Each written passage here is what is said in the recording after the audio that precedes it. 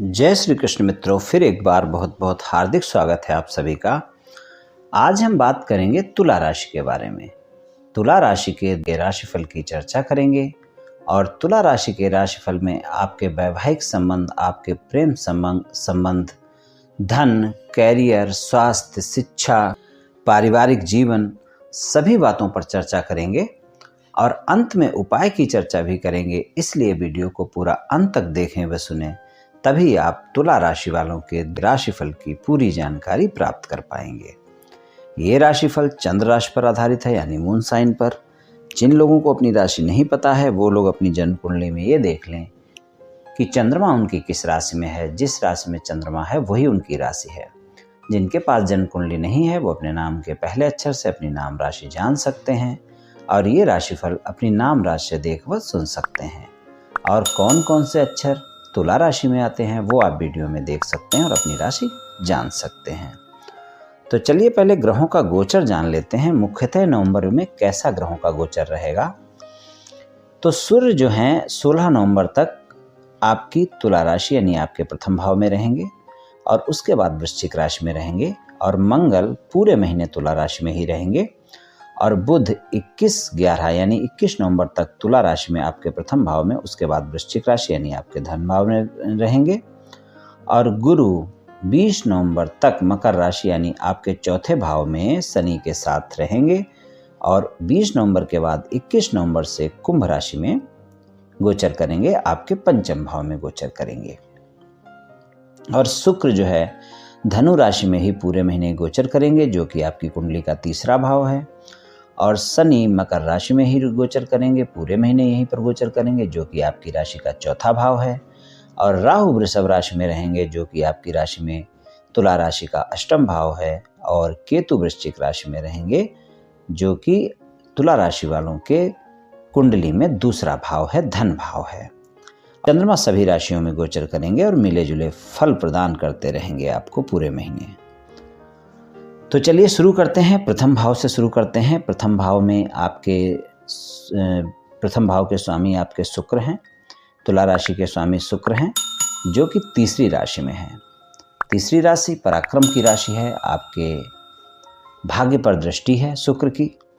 शुक्र की भाग्य पर दृष्टि है तो भाग्य का साथ आपको इस समय पर मिलेगा।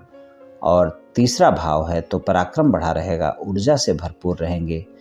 छोटे भाई बहनों का साथ आपको मिलेगा। अगर आपका व्यापार कारोबार किसी होटल, कपड़ा या स्त्रियों के किसी प्रोडक्ट से जुड़ा हुआ है, सौंदर्य प्रसाधन की चीज़ों से जुड़ा है, परफ्यूम आदि से जुड़ा हुआ है, तो आपको इस समय पर लाभ मिलेगा। और आपके प्रथम भाव में सूर्य और मंगल गोचर में रहेंगे। सूर्य 16 नवंबर तक रहेंगे और मंगल पूरे महीने रहेंगे। और सूर्य आपके आय भाव के स्वामी हैं। सूर्य आपके आय भाव के स्वामी हैं और यहाँ पर अपनी नीच राशि में उनका गोचर है। और मंगल भी वहाँ पर हैं, जो कि आपके धन भाव के स्वामी हैं। तो सूर्य और मंगल दोनों ही हैं, तो धन और आय भाव के दोनों के स्वामी आपकी लगन में हैं, जो कि लगन क्या करती है, आपका प्रतिनिधित्व करती है, यानी आप खुद हैं। तो कार्य क्षेत्र के लिए तो बहुत अच्छा रहेगा, क्योंकि आपको धन लाभ इस समय पर होगा। किसी भी तरीके से धन लाभ इस महीने निश्चित ही आपको होने वाला है। लेकिन क्या है कि बुध का गोचर भी तुला राशि में है और 2 नवंबर से ही है और 21 नवंबर तक है। और बुध आपके भाग्य के स्वामी हैं और आपके 12वें भाव के स्वामी हैं। तो भाग्य से आपको अचानक धन लाभ भी हो सकता है। लेकिन क्या है कि 12वें भाव के स्वामी हैं, तो धन लाभ तो इस महीने बहुत अच्छा होगा, लेकिन खर्चे भी बहुत बढ़े रहेंगे, इस बात से इनकार नहीं किया जा सकता। और आपके प्रथम भाव में सूर्य यानी आय भाव के स्वामी, मंगल यानी धन भाव के स्वामी, बुध यानी कि 12वें भाव और नवम भाव के स्वामी, ये यहाँ पर रहेंगे। और मंगल सप्तम भाव के स्वामी भी हैं।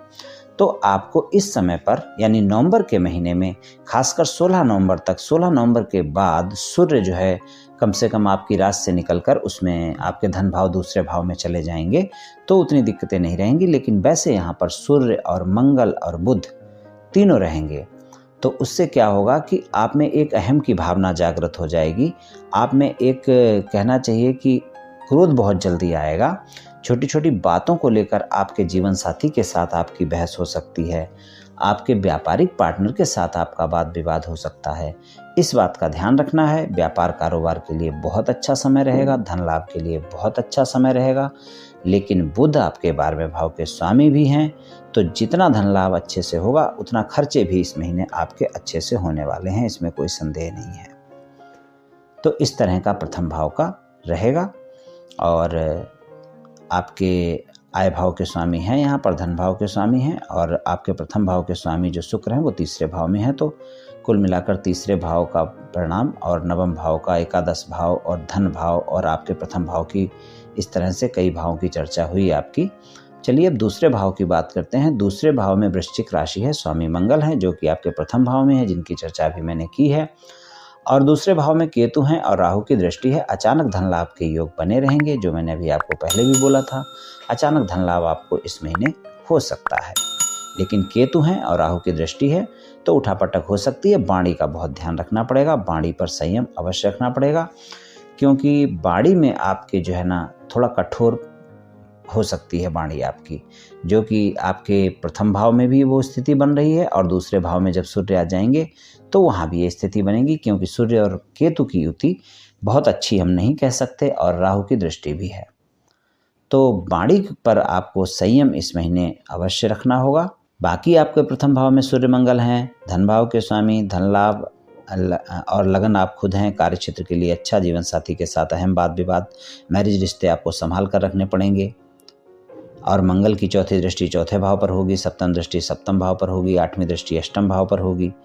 तो आपको घर गाड़ी के लिए अच्छा है। रिश्तों में तालमेल बनाकर रखना है, क्योंकि सप्तम दृष्टि सप्तम भाव पर है और अष्टम भाव पर भी दृष्टि है। तो ससुराल पक्ष से भी वाद विवाद से बचना है। अब बुध भी यहाँ पर 21/11 तक हैं, तो भाग्य के स्वामी हैं, तो भाग्य का साथ मिलेगा, लेकिन खर्चे भी रहेंगे, जैसा मैंने अभी बोला भी आपको। तो इस तरह की स्थितियाँ रहेंगी, तो इस बात का ध्यान रखना है। तो दूसरे भाव के परिणाम भी मैंने आपको बोले हैं जिस तरह के होंगे, और वाणी पर ध्यान रखना है। धन के मामले में अच्छा रहेगा, परिवार के मामले में वाद विवाद से बचना है। गलतफहमियां बढ़ सकती हैं परिवार में सदस्यों में आपस में आप एक दूसरे को लेकर, वो नहीं होनी चाहिए, इस बात का ध्यान रखें। तीसरे भाव की बात कर चुके हैं, क्योंकि तीसरे भाव में आपके प्रथम भाव के स्वामी शुक्र गोचर कर रहे हैं। चौथे भाव की बात करते हैं। चौथे भाव में मकर राशि है, स्वामी शनि है और यहीं पर हैं, और गुरुदेव हैं वहाँ पर, जो कि छठे भाव के स्वामी हैं और तीसरे भाव के स्वामी भी हैं। लेकिन गुरुदेव की जो दृष्टि है वो आपकी सप्तम दृष्टि जो है दसम भाव पर गुरुदेव और शनि दोनों की पड़ रही है। तो इस महीने आपको व्यापार कारोबार और नौकरी में तरक्की मिलने वाली है, उसमें कोई संदेह वाली बात नहीं। आपको बोनस आदि मिल सकता है, जहां आप कार्य करते हैं वहां से आपको इस महीने धन लाभ अच्छा होगा। धन के मामले में आपको आपके बॉस से कुछ न कुछ उपहार वगैरह मिल सकते हैं, बोनस मिल सकता है, पदोन्नति हो सकती है। और व्यापार कारोबार में है तो आपको इस महीने अच्छे लाभ मिलेंगे, लेकिन खर्चे बढ़े रहेंगे। वही बात मैंने पहले बोली, क्योंकि आपके 12वें भाव के स्वामी आपके पहले तो प्रथम भाव में है 21 नवंबर तक, और उसके बाद आपके धन भाव में है। तो आपको भाग्य का साथ मिलेगा, लेकिन खर्चे भी भरपूर बने रहेंगे। 20 नवंबर के बाद जो गुरुदेव हैं उनका गोचर पंचम भाव में हो जाएगा, और पंचम भाव से जब गोचर होगा तो उनकी सप्तम दृष्टि एकादश भाव पर होगी, और नवम दृष्टि जो है आपके प्रथम भाव पर होगी, आपके लगन पर होगी, और पंचम दृष्टि आपके भाग्य भाव पर होगी। ये समय बहुत अच्छा रहेगा, क्योंकि आपको भाग्य का साथ भी मिलेगा। संतान भाव में गोचर है, संतान की खुशखबरी भी मिल सकती है। जो लोग संतान के इच्छुक हैं, शिक्षा में सफलता मिलेगी, शिक्षा के लिए बहुत अच्छा रहेगा, और आपके उच्च शिक्षा में भी सफलता मिलेगी। कोई आप विदेश में शिक्षा ग्रहण करना चाहते हैं तो उसके लिए भी लाभ मिलेगा, और प्रेम संबंधों में सफलता, शिक्षा में सफलता, आपके गुरु से संबंध अच्छे, पिता से संबंध अच्छे, आपका स्वास्थ्य अच्छा, आपकी वाणी अच्छी, ये सारी चीज़ें अच्छी हो जाएंगी 20 नवंबर से। तो 20 नवंबर से ये बहुत अच्छे प्रभाव आपको मिलने वाले हैं, और शिक्षा के मामले में तो खासकर ज़्यादा ही अच्छे मिलने वाले हैं। छठे भाव की बात करें, स्वामी गुरुदेव हैं, और जो कि आपके चौथे भाव में हैं, और 20 नवंबर के बाद 5वें भाव में हैं, तो कोई दिक्कत वाली बात नहीं है। ऋण रोग शत्रु का भाव है। कर्ज लेने से वैसे भी इंसान को बचना ही चाहिए, और कर्ज लेने देने से बचने का ही प्रयास करना चाहिए। स्वास्थ्य में आपको ज़्यादा दिक्कत वाली बात नहीं है, लेकिन पेट से संबंधित समस्याओं में अगर कोई छोटी मोटी समस्या होती है, या किसी भी प्रकार की कोई भी समस्या होती है, तो उसको अनदेखा ना करें। बाकी कोई ज़्यादा दिक्कत का विषय नहीं है, और शत्रु आपका कुछ नहीं बिगाड़ पाएंगे, शत्रुओं पर आप हावी रहेंगे। आपकी लगन में इतने ग्रहों का गोचर है, आप मजबूत रहेंगे इस महीने, कोई दिक्कत वाली बात नहीं है। सप्तम भाव की बात करें, मेष राशि है, स्वामी मंगल हैं जो कि पूरे महीने आपके प्रथम भाव में हैं, आपकी राशि में हैं। तो सप्तम भाव के परिणाम अच्छे रहेंगे। लेकिन हाँ, एक बात है कि शादीशुदा लोगों के लिए अपने जीवन साथी के साथ उतना आनंदपूर्ण महीना नहीं रहेगा जितना प्रेम संबंधों में ज़्यादा अच्छा रहेगा, क्योंकि शादीशुदा संबंधों में सबसे बड़ी दिक्कत आएगी आपकी गलतफहमियों को और वाद विवाद को लेकर, और गलतफहमियों से भी ज़्यादा आपके वाद विवाद को लेकर, क्योंकि आप ना चाहते हुए भी कई बार अपने जीवन साथी के साथ कठोर वाणी का प्रयोग अवश्य ही करेंगे और उस कारण आप दोनों में बातें बढ़ेंगी, वाद विवाद बढ़ेगा, क्योंकि सप्तमेश मंगल आपकी राशि में पूरे महीने हैं। दृष्टि उनकी चौथी आपके परिवार के भाव पर और सातवीं आपके सप्तम भाव पर और आठवीं आपके अष्टम भाव पर, जो कि आपके ससुराल पक्ष के भी वाद विवाद बढ़ सकते हैं, आपके जीवन साथी के साथ और आपके परिवार में भी। यानी रिश्ते आपको बचाकर रखने पड़ेंगे पूरे महीने, 16 नवंबर तक ज़्यादा ध्यान देना है। उसके बाद भी रिश्ते पूरे महीने बचाकर रखने पड़ेंगे क्योंकि मंगल पूरे महीने वहाँ पर रहने वाले हैं।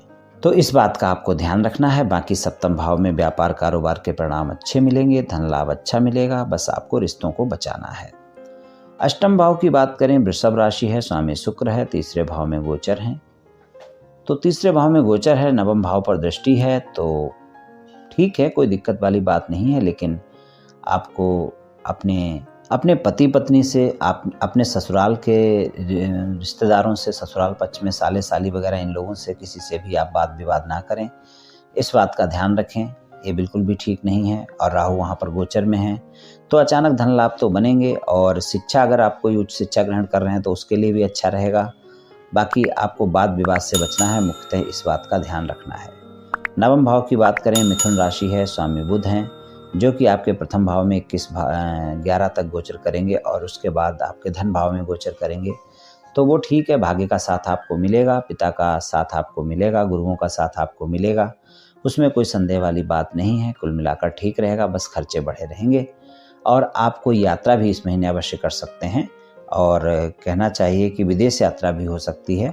और विदेश यात्रा से आप ऐसा माने कि आपकी कोई भी लंबी यात्रा 200-500 किलोमीटर के आगे, तो वो विदेश यात्रा में ही आ जाती है। जो अगर कोई आदमी दिल्ली से बम्बई जा रहा है तो वो दूर ही जा रहा है। तो पहले इसको विदेश ही कहते थे कि भाई दूर जा रहा है, घर से दूर जा रहा है तो विदेश गया हुआ है, हालांकि अपने देश में ही होता है।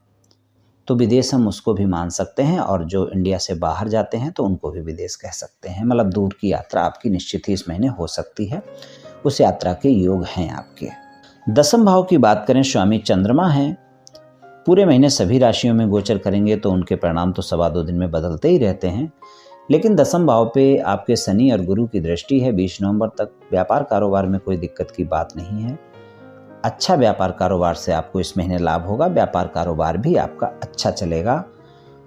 और व्यापार कारोबार में आपके नए नए साधन भी बन सकते हैं, जोड़ सकते हैं, उसमें कोई दिक्कत वाली बात नहीं है। एकादश भाव की बात करें, स्वामी सूर्य हैं, और सूर्य आपकी राशि में ही 16 नवंबर तक हैं। उसके बाद आपके धन भाव में गोचर है, तो धन के मामले में सफलताएं मिलेंगी, धन आएगा, बड़े भाई बहनों का सहयोग मिलेगा, आपकी इच्छाएं भी पूरी होंगी। लेकिन वही है कि आपको थोड़ा सा, क्योंकि वो अपनी प्रथम भाव में नीच राशि में है, तो सूर्य का उपाय आपको करना चाहिए।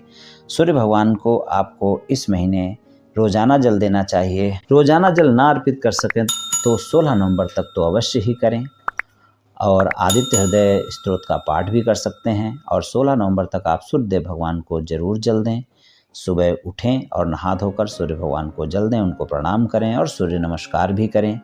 तो आप क्या होगा कि स्वास्थ्य से भी फिट रहेंगे और सूर्य भगवान की कृपा भी आपको प्राप्त होती रहेगी। धन के मामले में ज़्यादा दिक्कतें आपको वैसे भी इस महीने नहीं आने वाली है। 12वें भाव की बात करें, कन्या राशि है, स्वामी बुध हैं, प्रथम भाव में गोचर में रहेंगे और द्वितीय भाव में गोचर में रहेंगे।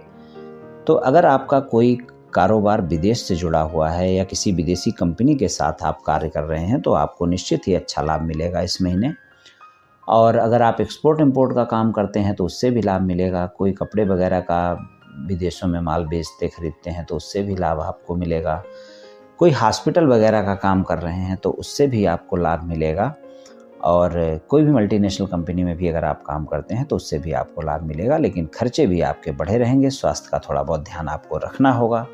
तो इस तरह के ही कुछ मिले जुले से परिणाम रहेंगे, पर कुल मिलाकर नवंबर का महीना तुला राशि वालों के लिए अच्छा जाने वाला है। बस इस महीने आपको सबसे ज़्यादा एक बात का ध्यान रखना है, और वो बात है ये कि आपको खर्चों पर नियंत्रण अवश्य ही रखना है। बाकी आपका महीना अच्छा जाने वाला है। उपाय की बात करें तो मंगलवार वाले दिन आप हनुमान जी की पूजा उपासना कर सकते हैं, यानी उनको प्रसाद चढ़ा सकते हैं, चोला चढ़ा सकते हैं, और गरीबों में प्रसाद बूंदी बांट सकते हैं। मंगलवार वाले दिन आप ऐसा कर सकते हैं। और बुधवार को गाय को हरा चारा खिलाएं या साबुत मूंग गाय को खिलाएं, तो उससे भी आपको लाभ मिलेगा। और आप शुक्रवार वाले दिन, क्योंकि आपके राशि स्वामी शुक्र ही हैं, तो सफ़ेद गाय की सेवा करें, उसको आटे की लोई खिलाएं, उसमें चीनी और मिश्री भरकर खिलाएं, तो इससे आपको लाभ मिलेगा। और कुछ सूर्य के बारे में उपाय मैंने वीडियो के बीच में बोले हुए हैं, तो उनको भी आप कर सकते हैं। तो जो भी उपाय कर सके मित्रों कर लें, आपको निश्चित ही लाभ मिलेगा। तो मित्रों, आज मैंने आपको तुला राशि वालों के राशिफल के बारे में कुछ चर्चा की। ये राशिफल सामान्य राशिफल है, ये सभी जातकों पर पूर्ण रूप से प्रभावी होगा ऐसा बिल्कुल भी संभव नहीं है, क्योंकि आपकी जन्म कुंडली में ग्रहों की स्थिति और आपकी वर्तमान दशा और अंतर्दशा और फिर ग्रहों के गोचर की स्थिति, इन सभी बातों पर बहुत कुछ निर्भर करता है। आप सभी स्वस्थ रहें, आयुष्मान रहें, धनवान रहें, ऐसी मेरी श्री कृष्ण भगवान से प्रार्थना है। जय श्री कृष्ण।